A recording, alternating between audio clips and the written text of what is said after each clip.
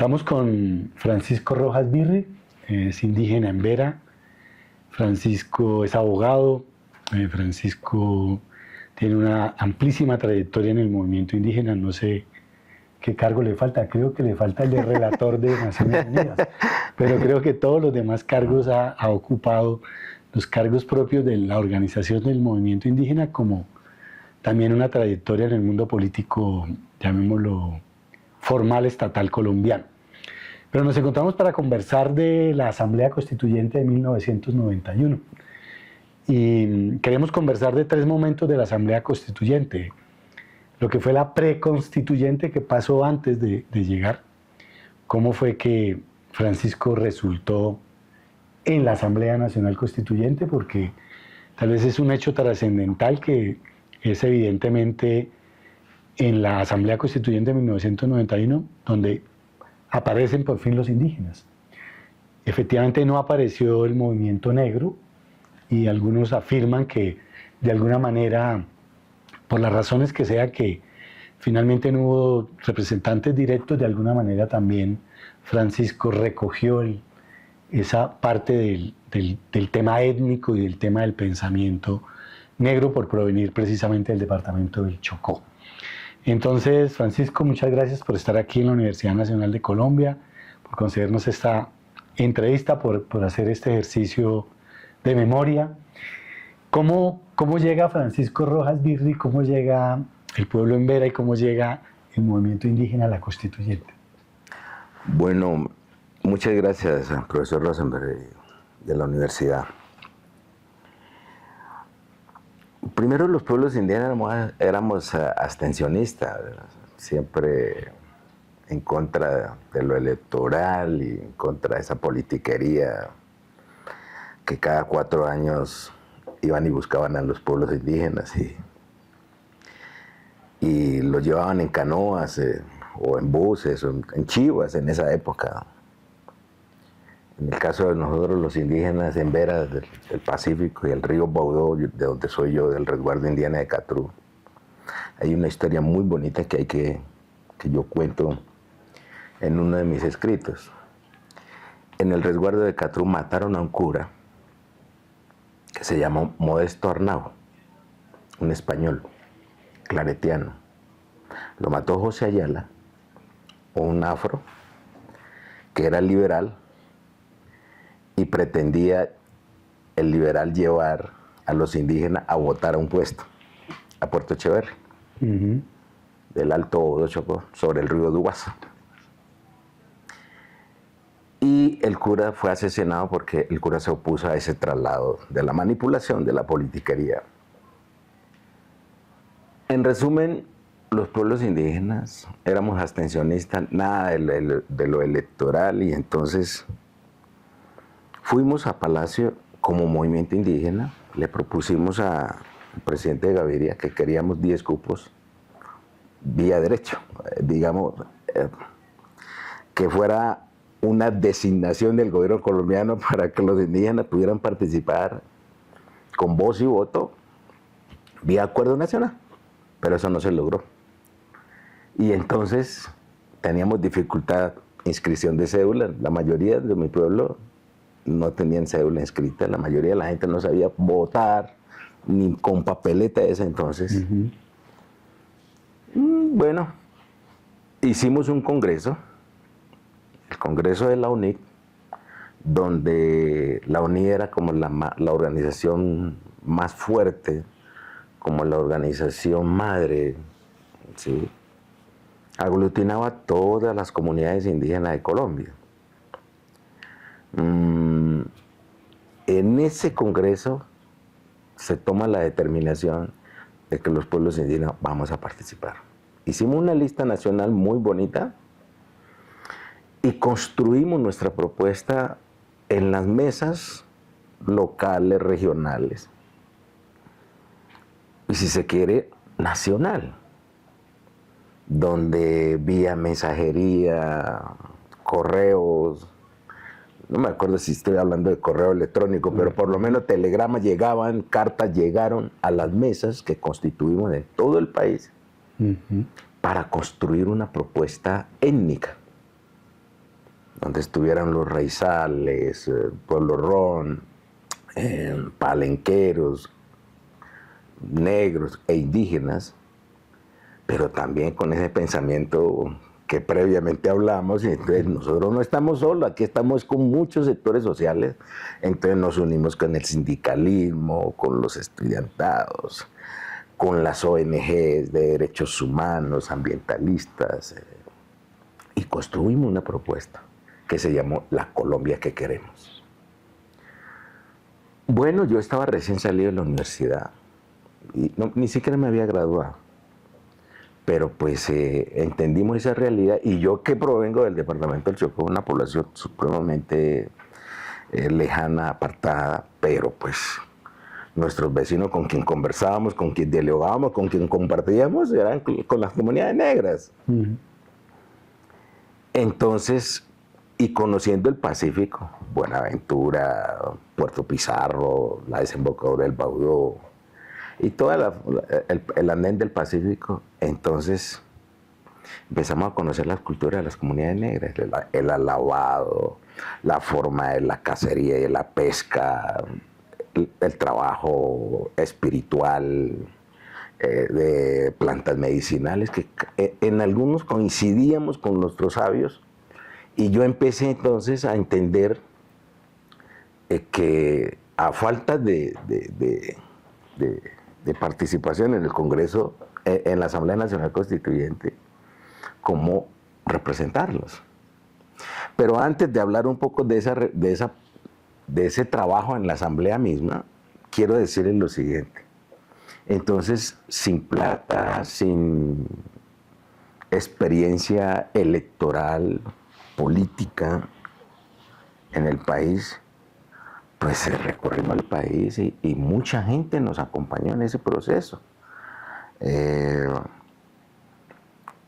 Recorriendo el país, y en eso quiero recordarle al profesor Hernando Marín, que nos hizo una gira por toda La Guajira, estuvimos hasta Punta Gallina, Nazaret, con guitarra, y él, el maestro profesor de la Universidad de La Guajira. Y así mucha gente se vinculó a la campaña, y entonces el entusiasmo fue grandísimo. Pero repito, llegamos con una propuesta construida democráticamente, con participación real y efectiva de toda la, yo diría, de la sociedad. Ya en la Asamblea Nacional Constituyente rompimos de entrada, que inicialmente se dio el debate de, bueno, la corbata, bueno, la chaqueta, bueno, sí. Las formas del el formalismo de la sociedad mayoritaria, y nosotros rompimos con esa barrera. Yo con mi camisita de raya, y Lorenzo con su faldita y su vestimenta de los MISAP, y su sombrerito y la cosa. Pero déjeme, le interrumpo antes de ir a la constituyente, que sería la segunda pregunta.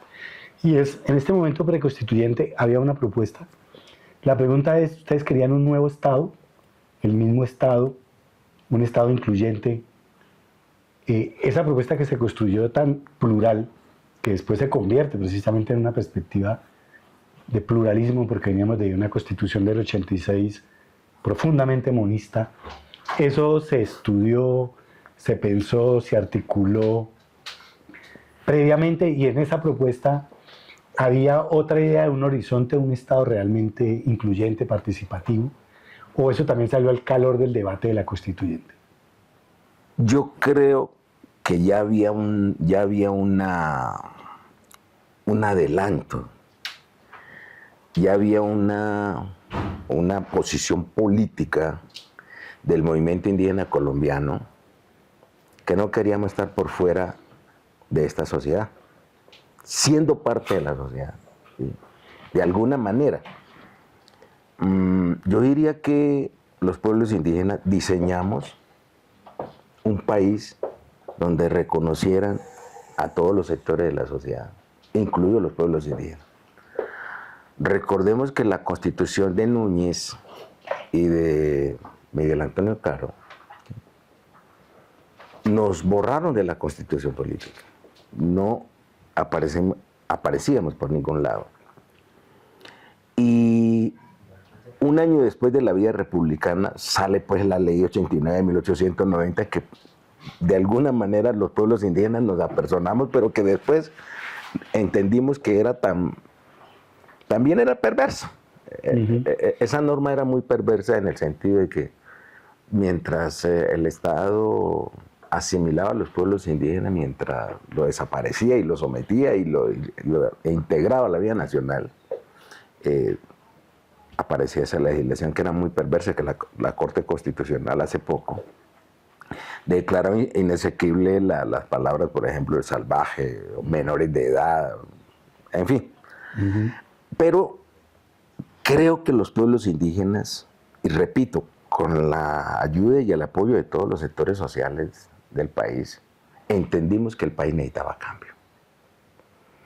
He ahí que los pueblos indígenas empezamos a hablar de la multietnicidad y de la pluriculturalidad y de las lenguas indígenas y de las entidades territoriales indígenas, su resguardo no son vendibles, no se pueden adquirir por vía de la prescripción, son colectivos, ¿sí? Y son instituciones de carácter público especial, y sus instituciones, como los cabildos, son entidades públicas de carácter especial con unas funciones constitucionales y legales que queríamos. Lo que hicimos fue elevar esos postulados a la Constitución del 91. Claro, no teníamos, digamos, ¿para dónde va el país? Pues recuerden el contexto nacional, el narcotráfico de Pablito Escobar, el paramilitarismo, la guerrilla, la coordinadora guerrillera, Simón Bolívar y la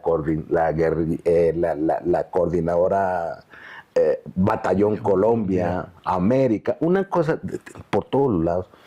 Y el movimiento cívico, la Vuelta a Colombia, y el movimiento indígena también sabía hacer lo propio, que era la calle, que hacer la minga. En esa época no nos decían minga, pero era el movimiento indígena en las calles reclamando sus reivindicaciones. Yo creo que eso cambia, digamos, el paradigma de los pueblos indígenas, pero también tratando de cambiar ese pensamiento de la sociedad mayoritaria, que solo los únicos que hacen leyes o los que podrían hacer leyes o cambiar la constitución política colombiana eran los encorbatados, y eran perfumados, y zapatos bien lustrados, y su correa y su ropa bien elegante y bien fino, y sentarse al lado de los indígenas que ni éramos eso, ni siquiera llegábamos a los tobillos en esa época. Entonces, sentarse a diseñar el futuro del país, diseñar normativamente, constitucionalmente, con participación de los indígenas y con participación de la izquierda. Recuerden que unos procesos de desmovilización llevó a Manuel Quintín Lame a tener a Alfonso Peña Chepe, a Darío Mejía, en nombre del EPL, y a Fajardo, ¿sí? Entre otras cosas, pues vamos tocando temas. Yo fui en representación de la Asamblea Nacional Constituyente y de la Internacional Socialista a recibir las armas del EPL en Labores, Antioquia. Ahí hay imágenes, ahí hay videos sobre eso. Lo que pretendo decir es que izquierda, recientemente desmovilizada, la guerrilla, más una gente que llamábamos, ¿sí? Recuerdo el teléfono rojo que montó Álvaro Leiva Durán en plena Asamblea Nacional Constituyente, para que se desmovilizaran todas las guerrillas en Colombia, incluidas las FARC. Uno pudiera decir entonces que la Asamblea Nacional Constituyente entendió esa realidad, el contexto nacional, ¿sí? También el contexto del conflicto armado en Colombia, ¿sí? La guerrilla pidiendo Asamblea Nacional Constituyente y Pablo bombardeando, ¿sí? El narcotráfico apoderado de esto, y el paramilitarismo en su auge, y eso necesitaba una carta donde no excluyera a nadie. Un país laico, por ejemplo, eso es un avance, ¿sí? La Constitución del 86 hablaba en nombre de Dios, en nombre del Supremo, a gobernar y a legislar y a hacer de todo, ¿sí? Pues yo diría que en nombre de Dios o en nombre del Supremo mataron mucha gente y excluyeron a mucha gente, atropellaron a mucha gente. En esta oportunidad de un país laico donde se respeta la diversidad de creencias, también siguen haciendo, pero por lo menos en nuestra carta hay un encuentro, digamos, desde el punto de vista de creencias, ¿sí? Y en la vida política también, eso de que los indígenas con su paruma, con su vestimenta, con su sombrero, con sus pinturas faciales y corporales, en el Congreso hablándole al país, eso es un avance. Yo pienso que entonces para uno ir diciendo que lo diseñamos, lo pensamos, lo establecimos, ahora lo que sigue pues en el post miraremos si eso se ha logrado materializar. Déjeme hacerle una pregunta a modo tinto, ya que estamos en modo tinto. Gracias, profe. Una pregunta más de carácter personal. Hay gente que no sabe cuánto se gastó un constituyente haciendo campaña, por ejemplo, dónde salió la platica. Yo sé que hubo mucho voluntariado y que la UNIT, digamos, asumió de alguna manera esto. Yo no sé si alguien haya hecho un estudio de cuánto se gastó, pero hoy en día es exorbitante lo que vale una campaña y por eso decimos que el tema electoral es tan complicado. ¿Quién estuvo detrás apoyando esta parte operativa, logística, que es tan difícil electoralmente? Porque mucha gente no sabe, digamos, todos sabemos del entusiasmo porque todo esto empezó con la séptima papeleta de los estudiantes. Y el estudiantado y un país de izquierda y de gente que quería otra cosa apoyó al movimiento indígena y apoyó tu candidatura. Entonces, como en esa parte operativa, logística, ¿qué fue lo más difícil, digamos? ¿Cuáles fueron las alfugias que se vivieron? Le quiero contarle una hermosura, yo llamo, o sea, cuando las organizaciones indígenas se unen, o un sector organizado se unen, se logra. Yo creo que en eso el movimiento indígena enseñó. Nosotros estábamos desde los cabildos, capitanías, curacas, sabios ancestrales, autoridades tradicionales y los mamos, allá regados en todo el país, poquito pero regados. Y cuando se tomó la determinación, todas las regiones querían llevarnos a su región.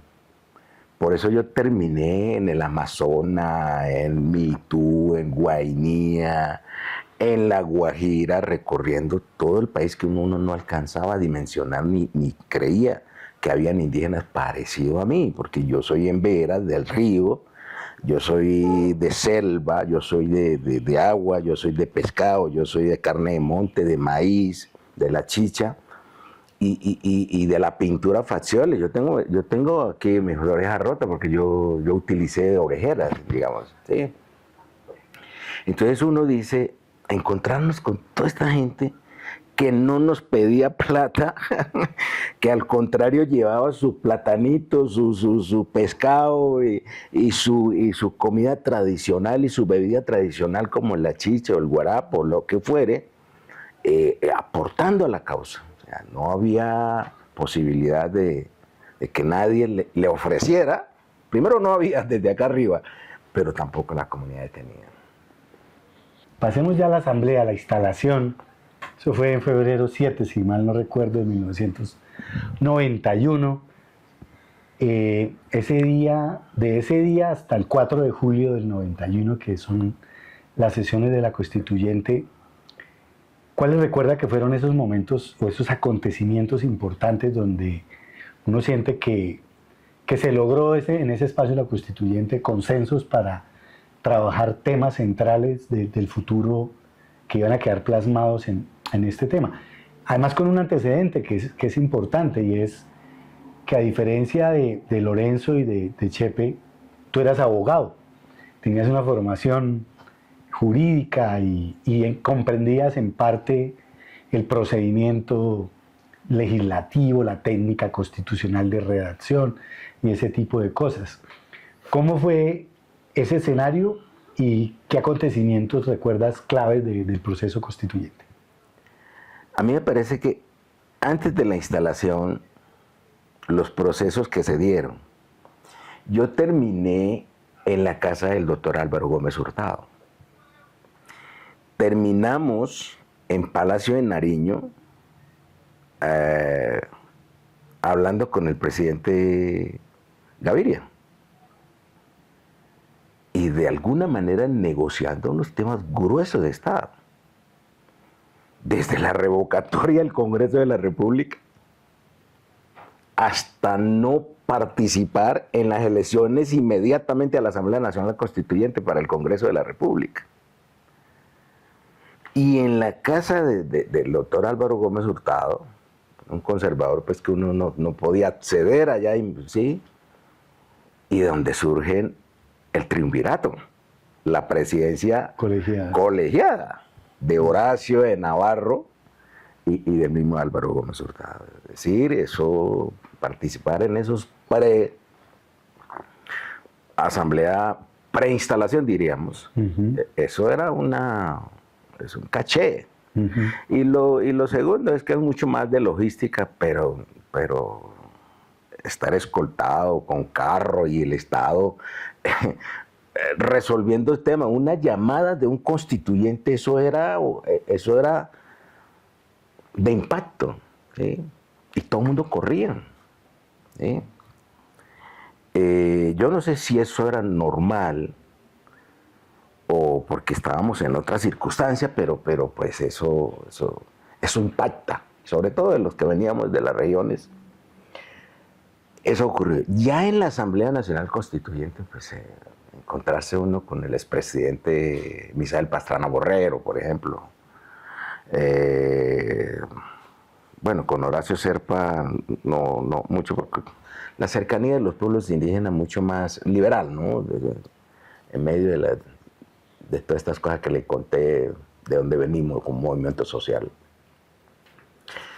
Pero encontrarse unos con estos personajes, ¿sí? Era muy complejo.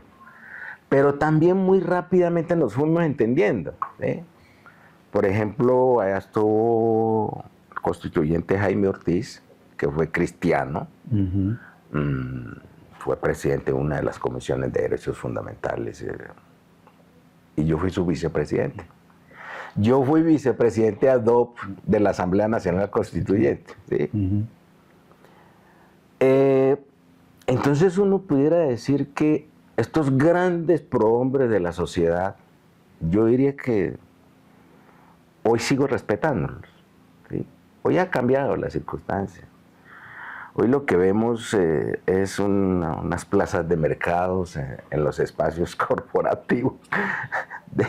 No se respetan, eso se madrean, eso se dan golpe, pupitrazo.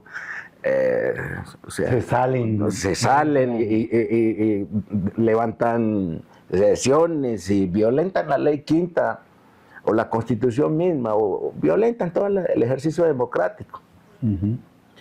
Entonces yo digo que estábamos haciendo historia. Yo por eso digo que la Asamblea Nacional Constituyente y sus delegatarios, no yo, porque pues, no tenía tan claro qué era eso, ¿sí? Pero lo que sí sabían, entendieron el contexto nacional. Fueron muy educados, muy cultos, sus debates. No hay palabras ofensivas en ninguno de los videos, en ninguna de las actas donde alguien, digamos, ofenda con palabras. Al contrario, había toda una sustentación, el por qué no estar de acuerdo con un artículo propuesto, o por qué no estamos de acuerdo con los temas indígenas o con los temas de los pueblos negros.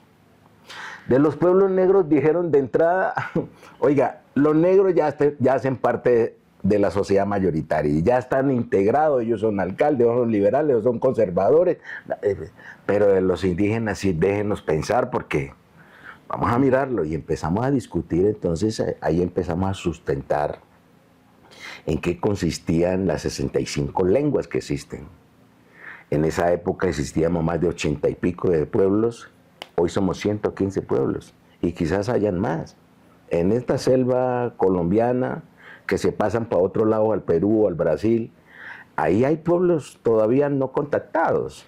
Entonces es posible que aumentemos, pero lo que pretendo decir era que había un tema muy difícil de comprensión, pero rápidamente entender que éramos diferentes.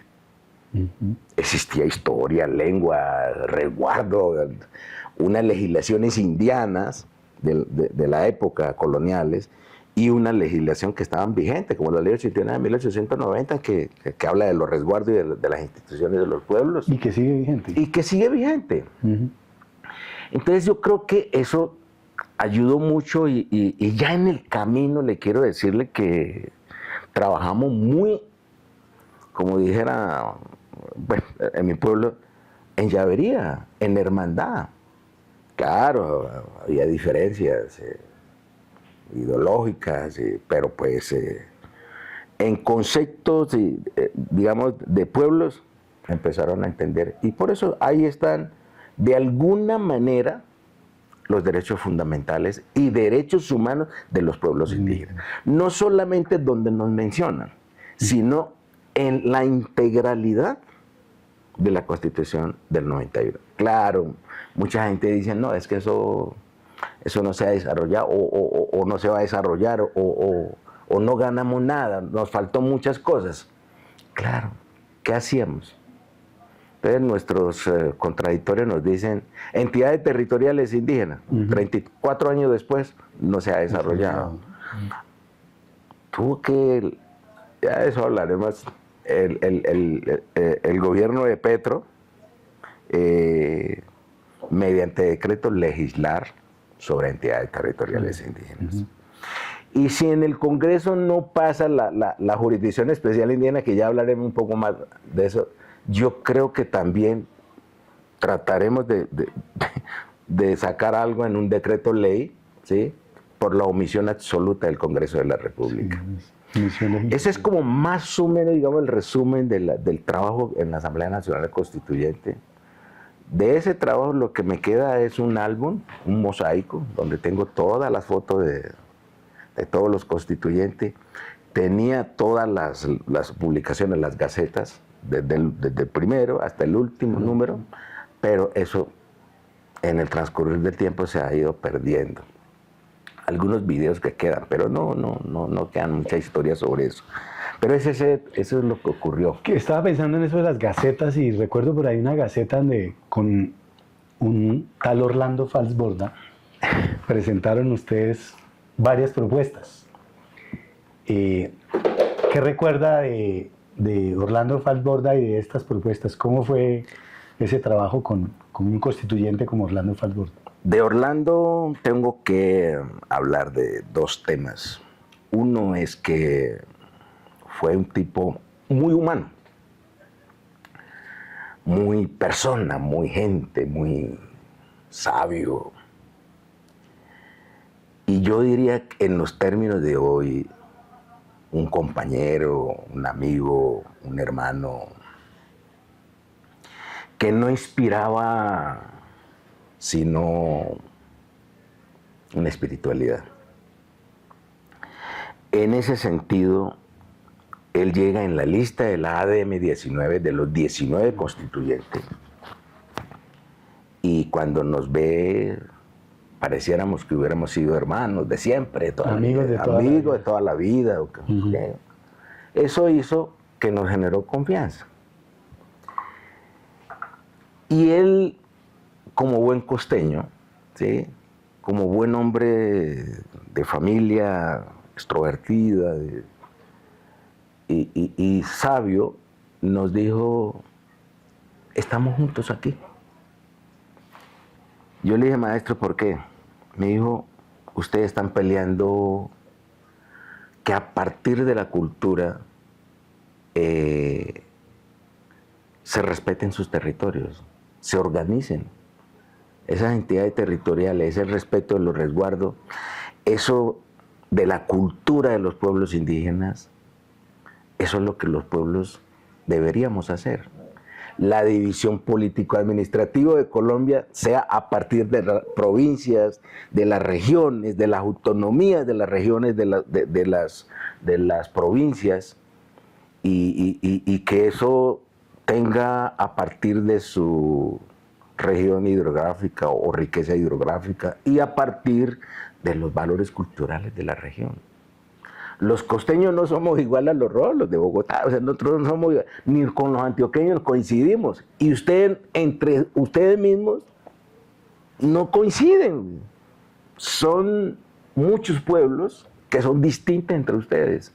Hablan lenguas diferentes, comen diferentes, bailan diferente, piensan diferente. Jaibanismo por un lado, chamanismo por el otro, curacas por otro lado, ¿sí? Capitanes por otro lado, y, en fin. Entonces, ¿cómo coincidimos en eso? Estemos juntos, estamos juntos. Y entonces empezamos a presentar propuestas unificadas, recogiendo firmas. Piense, profe, usted ayúdenos a redactar. Y así nos fuimos entendiendo con Orlando Falborda la experiencia muy bonita, como en su calidad de sociólogo, de humanista, y en su calidad de constructor de paz, donde estemos todos juntos, ¿sí? Creo que hizo un gran papel y nos aportó muchísimo, muchísimo en los temas gruesos que aparecen en la Constitución del 91 sobre los derechos de los pueblos indígenas. Y un segundo tema que recuerdo mucho.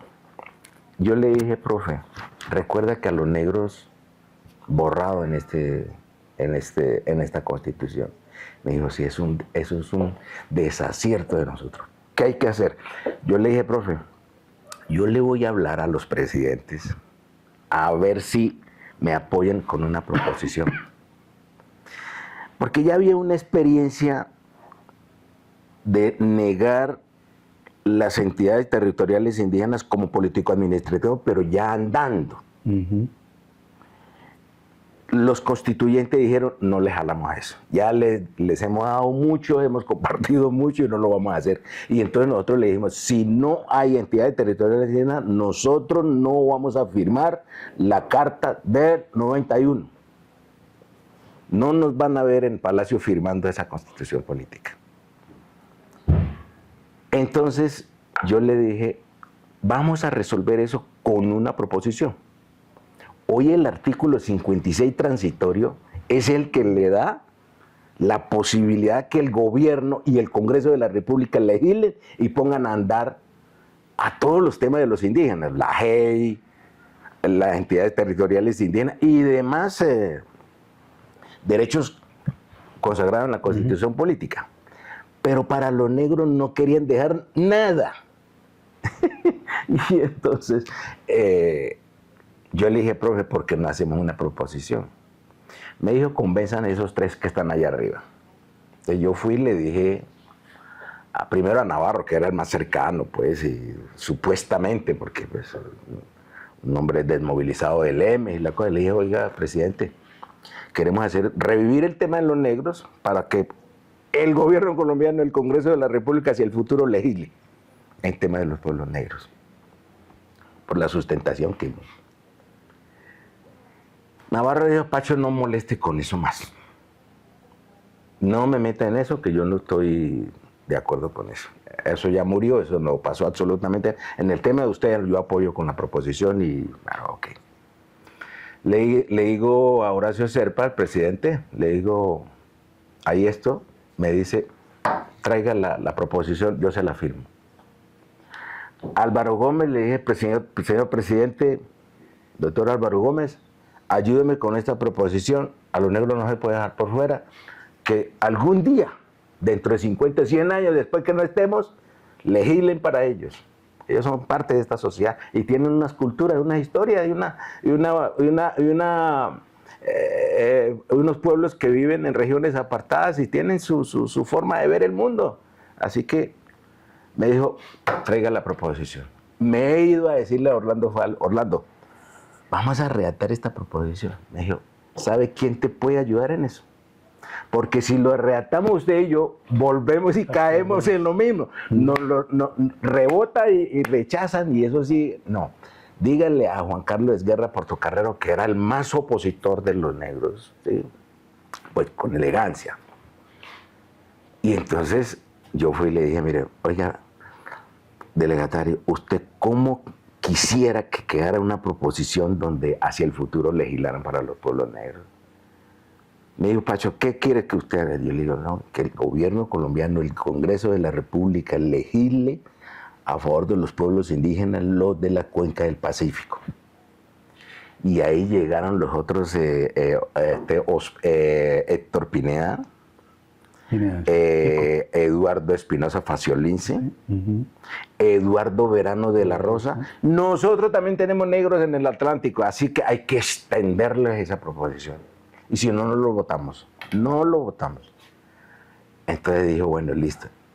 El profesor, el doctor Juan Carlos Esguerra Portocarrero, redactó el texto y yo fui y recogí las firmas de Zafra, ¿sí?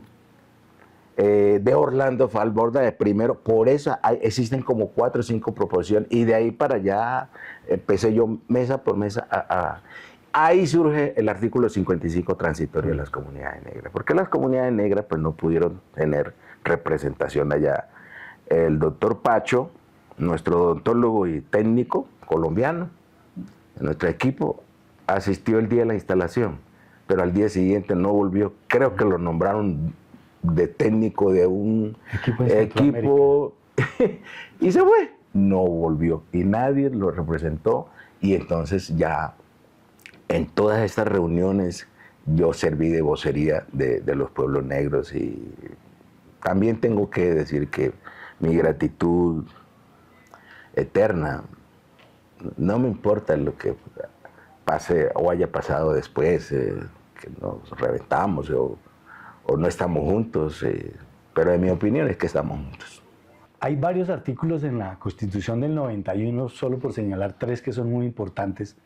Tal vez el artículo 7º de diversidad, por supuesto uno de los más famosos que es el 246 y el que ya hablamos, que es el de la CETI, si mal no recuerdo es el 329. 329, 330, sí, tiene que ver con... Creo que del 7 ha sido el fundamento de todo el desarrollo jurisprudencial y de muchas políticas públicas.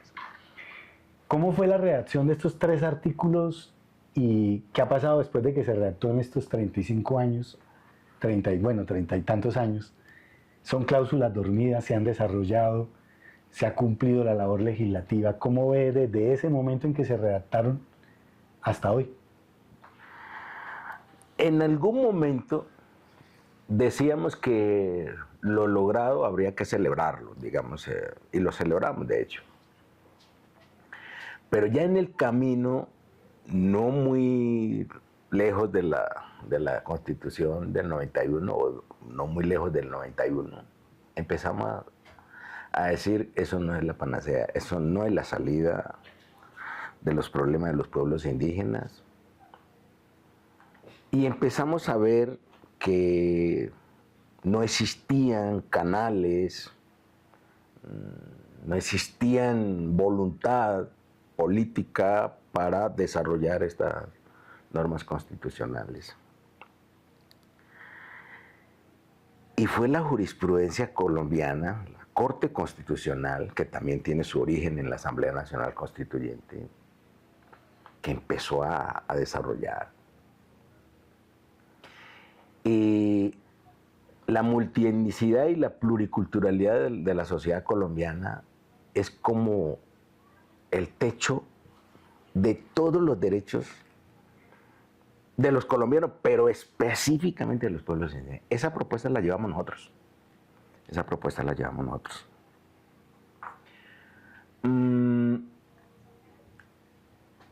Entonces, digamos que los demás derechos, que son tan gruesos, porque una cosa es decir pues que la educación en los territorios debe ser en lenguas propias o en español, o sea, o intercultural. Y otra cosa es del darle la administración de justicia o una parte de la administración de justicia a los pueblos indígenas. ¿Sí? Otra cosa era que una parte del territorio nacional sean administrado, manejado, gobernado a partir de sus usos y costumbres y con sus consejos territoriales y administrando los recursos y lo electoral y quizás convirtiéndose en una entidad político-administrativa más de la sociedad colombiana. Eso tiene una dimensión que los pueblos indígenas todavía no hemos entendido. No hemos entendido eso. Por eso hoy hay un grupo, una región o una organización se opone, como también no estamos tan convencidos sobre la jurisdicción especial indígena.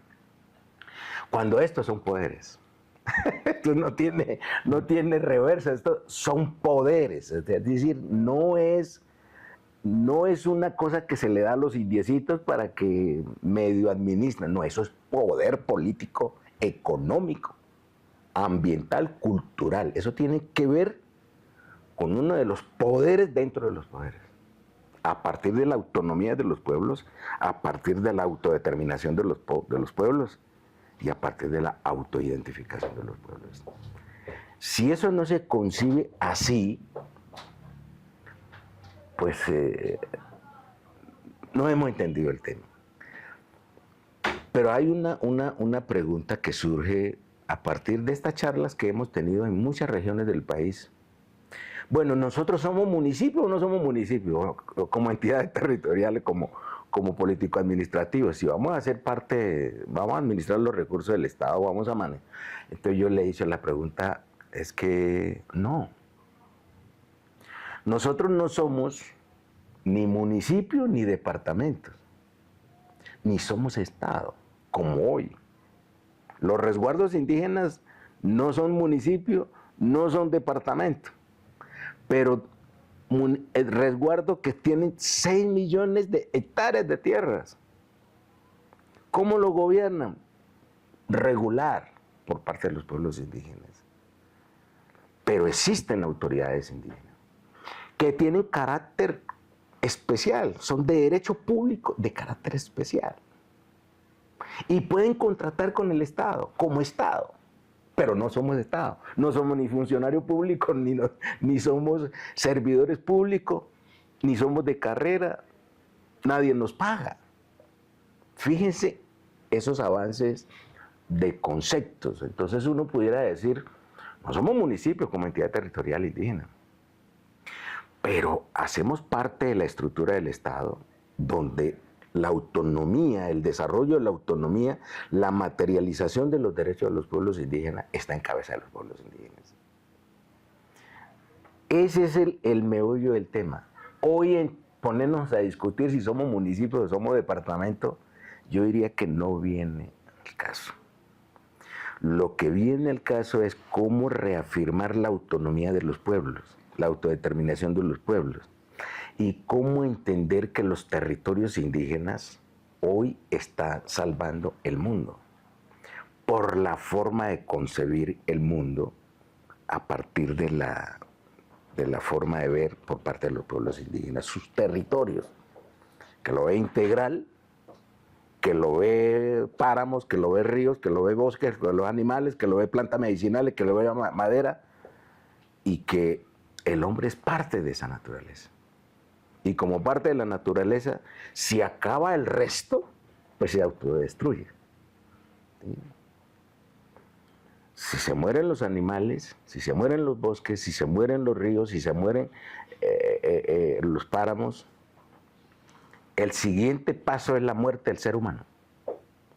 Eso quiere decir que el mundo entero ha reconocido que los indígenas, ese poquito indio que vivimos en el planeta, el 5%, dicho por el Banco Mundial, un estudio que tiene, conserva el 80% de la población, perdón, el 80% de la biodiversidad del planeta.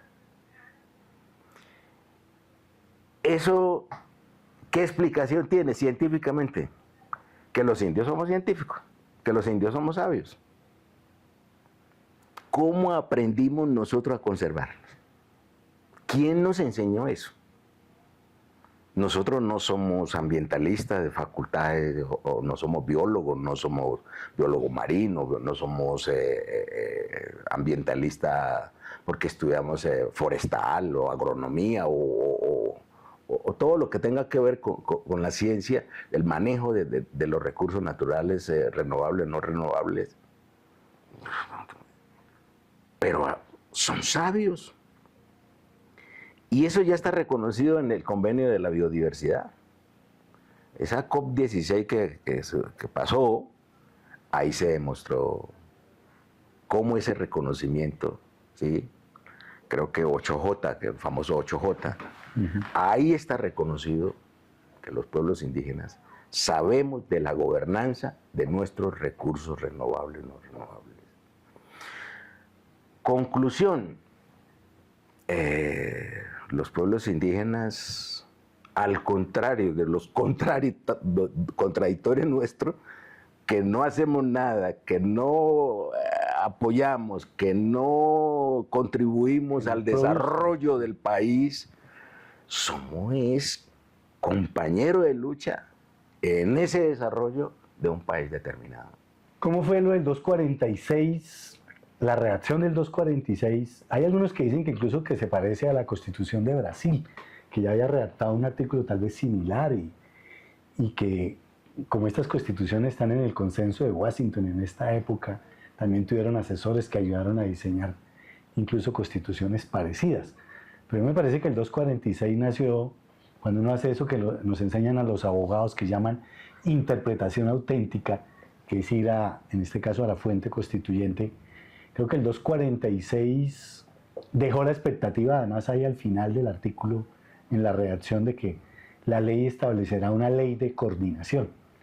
Ese mandato que quedó ahí constituyente para que fuera legislación secundaria, también estaba muy pensado en el propósito del mediano plazo. ¿Qué expectativa generó el 246 para la gobernanza territorial? ¿Se ha aplicado bien? ¿Se ha aplicado mal? ¿Cómo ves desde la creación del 246 hasta hoy el avance de la Jurisdicción Especial Indígena? Digamos que estos temas de los indígenas de alguna manera tienen una preexistencia. Estos no son, digamos, no surgen, no tienen origen constitucional, digamos, de la Constitución del 91. La forma de administrar justicia o las diferentes formas de administrar justicia de los pueblos indígenas no es de hoy, no es a partir de la Constitución del 91, como todos los temas nuestros, ¿sí? Entonces lo que logramos fue que se constitucionalizara esa forma de administrar justicia, milenario, originario de los pueblos nativos, de los pueblos indígenas. Solo que nos fueron dando cositas, pero siempre hay un techo. Entonces en todos ustedes van a ver, pero no pueden violar la Constitución ni la ley. Eso, ustedes pueden administrar justicia en sus territorios. Pues, en sus territorios, allá como indio, allá como en el resguardo, allá en su territorio, pero no pueden violar la Constitución ni la ley. La pregunta es, ¿hicimos la Constitución para violar la Constitución? ¿O hacemos leyes para violar la Constitución? Eso no hay que decirlo, porque eso es de perogrullo. Para eso está el control de constitucionalidad, para eso hay unas entidades, unas corporaciones como la Corte Constitucional, como la salvaguarda de la Constitución. Si el Congreso de la República al legislar violó la Constitución, se cayó. Si los indios violamos la Constitución, la ley, se cae cualquier acto administrativo o cualquier decisión en el marco de la Jurisdicción Especial Indígena, se cae. No tiene, por eso no hay que decirlo, pero en tratándose de legislación para los pueblos indígenas, siempre nos dicen, cuidado con la violación de los derechos humanos, cuidado con la violación de la ley, de la Constitución política. Entonces usted, en toda la integralidad de la Constitución va a haber siempre, y en la legislación, siempre va a haber el techo. Otra vez recordarnos, cuidado con esto. Creo que es una percepción de la sociedad mayoritaria que todos los temas indígenas hay que verlo con lupa. ¿Sí? En otros decretos que tienen que ver con toda esta jurisdicción, ¿sí? Cuando manejan recursos, estas autoridades propias, para lo que de la ley, productivos, jurisdicción especial, dentro de su entidad territoriales, proyectos empresariales. Entonces, que estén los órganos de control ahí, siempre lo mencionan, la Contraloría General de la República y la Procuraduría, la Fiscalía y los órganos de control estarán ahí, siempre estarán vigilantes allí. Claro, pero Grullo, eso, cualquier entidad pública especial o pública oficial estatal que administre recursos del Estado, ahí están los órganos de control, eso es constitucional. Eso es, entonces, la jurisdicción especial indígena choca, claro, con la sociedad mayoritaria. ¿Cómo así? Que los indígenas que no han pisado ninguna universidad van a administrar justicia. Pero se equivocan porque lo nuestro es mucho antes. Eso lo hemos hecho milenariamente, muchos años atrás. ¿Cómo resolvíamos los conflictos entre sociedades, entre pueblos, en conflicto? ¿Acaso los indios no estábamos en guerra cuando llegaron los conquistadores aquí? Los pueblos indígenas teníamos contradicciones al interior de nuestro pueblo. Eso no hay que negarlo. Los IPAC de aquí, ¿sí?, le suministraban sal a la región, al país, al continente o parte del continente, ¿sí? Pero mucha gente venían aquí a robarse nuestras mujeres. Y los de aquí salían a pelear, a perseguir y en conflictos sociales territoriales, o de imperio, o de gobernanza. Yo no hablo pues de imperio, si se quiere, pero había territorios en conflictos por miles de cosas. Habían pueblos guerreros, nacieron para guerra. Y habían otros muy pacíficos, haciendo otras cosas. Entonces, yo diría que esa forma de resolución de conflictos internos, sociales, económicos, culturales y políticos, eso es milenario. Entonces hoy nos dicen que la Corte pues tiene dando parámetros, eso está bien. Uno pudiera decir compartimos, entonces nos da 4 elementos para que puedan ejercer la jurisdicción especial indígena.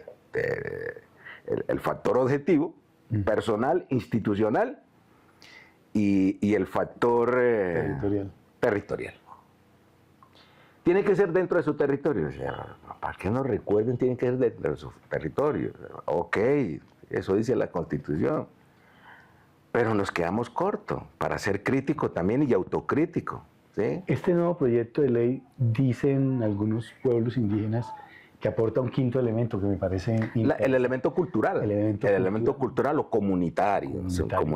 Que sería un complemento muy importante. Muy importante, claro que sí. Claro que sí, claro que sí. Si nos da la razón, si nos ayuda a desarrollar, profundizar. Y de hecho, la jurisprudencia colombiana en materia de derecho cultural también ha avanzado muchísimo. Yo creo que nos puede digamos que los indígenas coincidamos para el respeto de la Corte. Y ahí le tengo una pregunta, porque a nosotros en la academia nos preocupa este debate del multiculturalismo. La Constitución del 91 es multicultural. Digamos, se creó esta perspectiva. Los colegas mexicanos, los colegas de distintos países nos dicen que nosotros tenemos un constitucionalismo multicultural.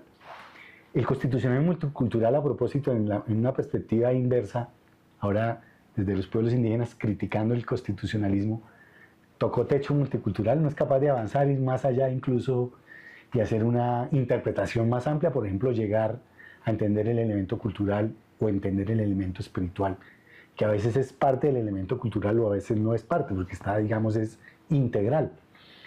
¿Cómo ve, digamos, de alguna manera también la Corte no solo ha puesto esos límites, sino a veces pone limitaciones, porque una cosa son los límites naturales y otra cosa son limitaciones que vienen ya por las lógicas raciales, racistas, epistémicas, que intenta imponer una perspectiva, por ejemplo, en temas de cierto tipo de violencia, de ciertos tipos de personas. Por ejemplo, todavía discutimos si una persona no indígena que comete un acto de deshumanización dentro de un territorio no puede ser juzgada por los indígenas.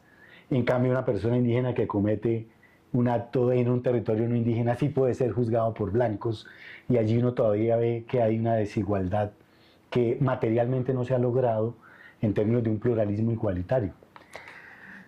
Yo diría que toca recorrer más caminos, más caminos, más caminos. Eso está visto, sí.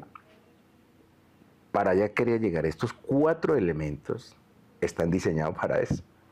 No pueden salirse de esos factores, ¿sí? Pero fíjese que ahí hay un reconocimiento de lo que se llama fuero indígena. Ese fuero indígena, ¿sí?, tiene que ver con que la persona tiene la posibilidad de decir: yo quiero que me juzguen mi autoridad, mi justicia especial indígena. O el pueblo determinado puede decir: ese muchacho, ese señor es integrante de este resguardo, de este territorio, y yo lo juzgo. Ese es un avance, pero no está siendo materializado, no está siendo aplicado como es. Por eso concluimos los términos que has dicho, profe. Claro, ¿cómo así que un indígena sale de su territorio? ¿Quién determina que dejó de ser indígena? Si el tema es el fuero indígena, es el territorio, es la comunidad el que debe decir: ese es mi hijo, ese hace parte de mi pueblo. Y el que está acá afuera con dificultad, él se va a decir: yo soy integrante de esa comunidad y que sea juzgado por esa comunidad, ¿sí? Pero el Estado todavía no ha entendido esa, pero allá se debe llegar hacia el futuro. Yo creo que también es un proceso lento, ¿sí? O hacia el futuro de una vez le dirán: no, aquí, si está aquí lo juzgamos y no tiene nada que ver. Parece ser una dificultad epistémica, digamos, sí. pero aparece una segunda que ha sido parte del debate y usted tiene una posición ahí muy interesante. Y es, algunos dicen, falta recursos para la administración de justicia y el ejercicio del derecho propio. ¿Faltan recursos? Yo soy un poco contrario a todos los planteamientos de mi pueblo, porque yo estoy viendo que todo es con plata.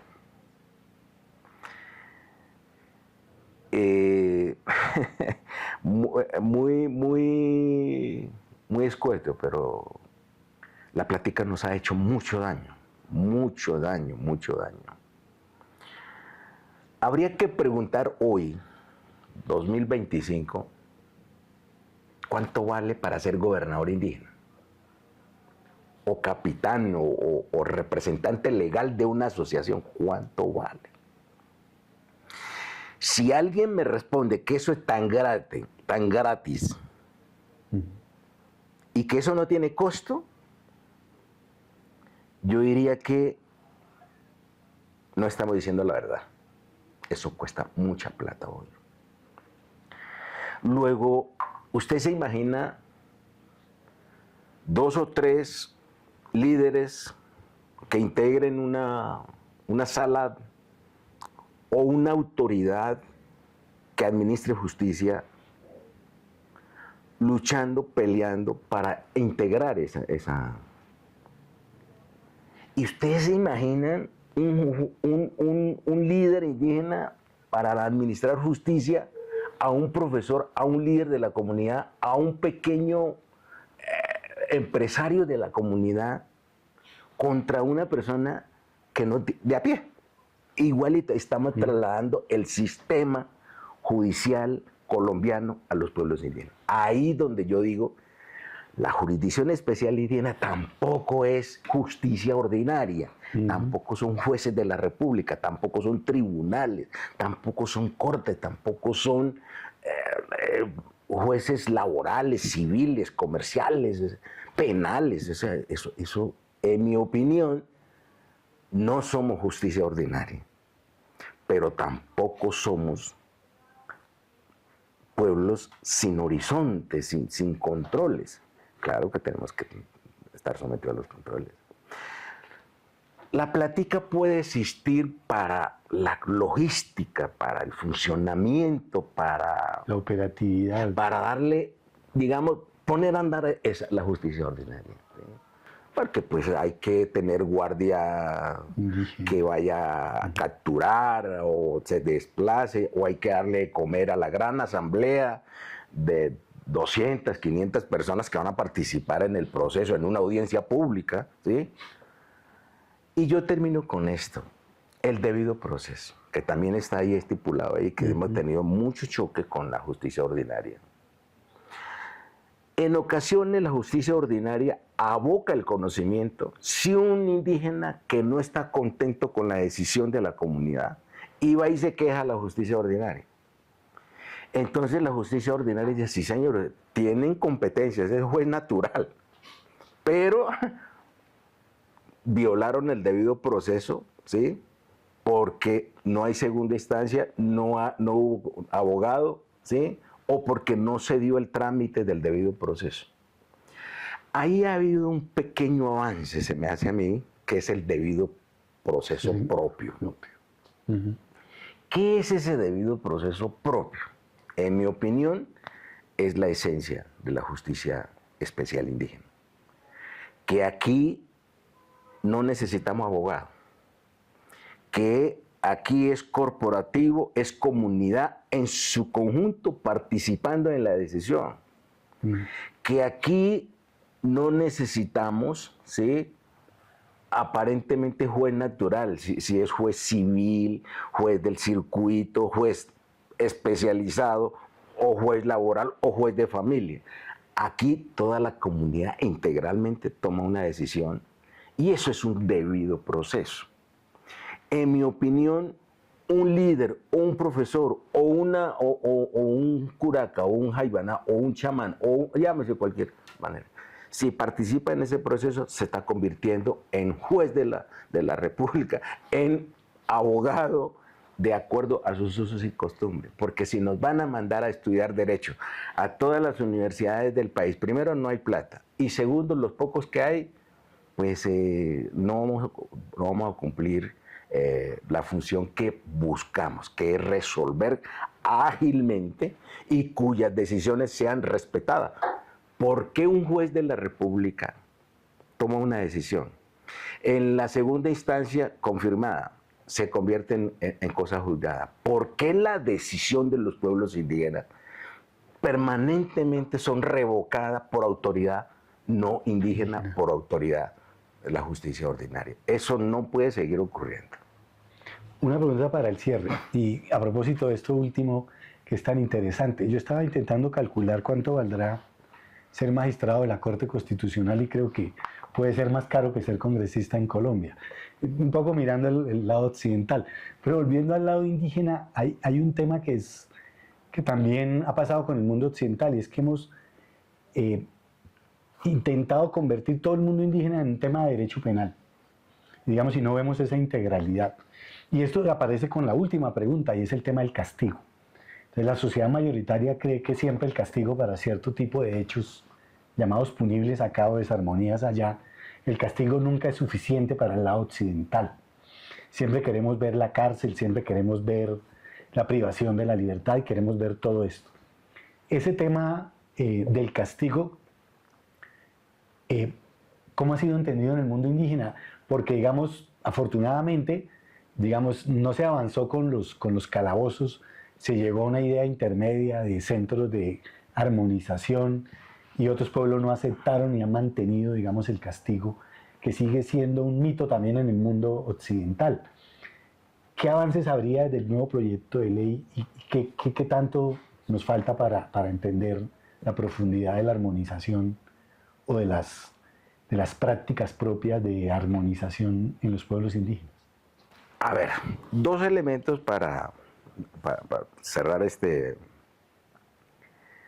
Para los pueblos indígenas, el infractor de la ley penal o el infractor de algunas conductas reprochables en diferentes áreas, diferente manera de ir contra la comunidad.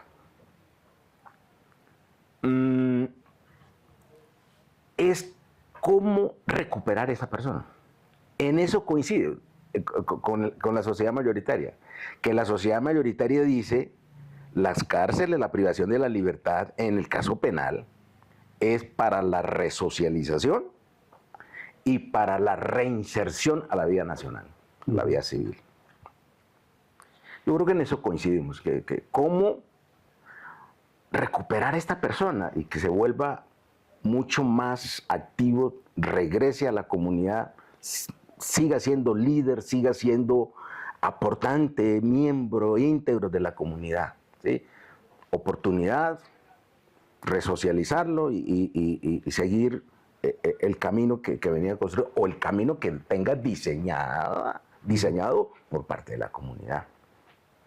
De ahí que un infractor de esa conducta reprochable por parte de la comunidad puede ser mañana el líder y enrutarlo. Y su manera de castigo es diferente. En muchas regiones es ajuetazo, baños espirituales con hierbas, todo un tratamiento que no quiero entrar en profundidad porque pues... Pero es eso, a eso se llama la armonización de una persona que se desarmonizó. La sociedad mayoritaria, ¿cómo tiene diseñado? Entonces, para la resocialización y para la reinserción, entonces los mete preso, lo priva de la libertad. Y entonces, ¿pero qué es lo que hay allá? Unas guardias que piden plata desde la entrada de los visitantes, una guardia que entra licores a los establecimientos y una guardia que no resocializa, sino que lo especializa, lo doctora en la delincuencia. Y entonces, y el Estado que aparentemente resocializado, reinsertado, y lo abandona. No lo puede emplear porque entonces qué vergüenza, ¿sí? Emplear a un exconvicto, ¿sí? O a un paraco, o a un guerrillero, o a un corrupto, o a un infractor de la ley penal por cualquier razón. Entonces, lo excluyó. En eso hay diferencia, pero también hay diferencia cuando el Estado le dice en el factor institucional, tenga usted jueces de la República, pero a su vez tenga dónde recluirlos, digamos, dónde tenerlos. Si no lo tiene, no llena los requisitos, por lo tanto yo no voy a entregar este privado de la libertad o este sujeto que lo tengo aquí en mis manos, mejor yo lo tengo acá porque yo sí lleno esos requisitos, que es rejas, que es el régimen penitenciario y carcelario. Yo pienso que en eso hemos avanzado un poco, que la armonización sea también de acuerdo a los usos y costumbres de cada pueblo. Recordemos que somos 115 pueblos y 115 pueblos que tenemos una manera de administrar justicia, unos por cárceles seguramente, otros centro de armonización en un kiosco tomando yagé, al jaibanismo, quitándole esa maldad que... ¿sí? Y finalmente quiero decirle que yo hablo estas cosas con toda la la claridad del caso y tal vez en contradicción con parte del Estado, pero es porque yo he vivido en carne propia esto. En mi calidad de privado de la libertad, viví todas esas condiciones, ¿sí? Todas esas condiciones que le hablo. Luego, no soy amigo de rejas, soy amigo que pongamos a producir a los infractores de la ley, de la norma, de los pueblos, para que se vuelvan más productivos. Si es profesor, vaya, enseñe gratis usted durante 3 años o 4 años. Si es promotor de salud, atienda a las comunidades. Si es abogado, si es médico, si es sociólogo, si es, mejor dicho, si es un profesional, venga usted, ayude a construir y trate de enseñarle que lo que usted hizo fue un error, si es que lo cometió, ¿sí? Si es que lo cometió. Y si no lo ha cometido, demuestre que no lo ha cometido, que usted es un ser humano, sirve a la comunidad y está bajo una regla de conducta, de procedimientos y de normas que va a construir la justicia especial indígena. Yo creo que esa es la diferencia entre la armonización que reclaman los pueblos indígenas y la justicia ordinaria que reclama privación de la libertad y reja. Muchísimas gracias. Gracias, profe. Dale.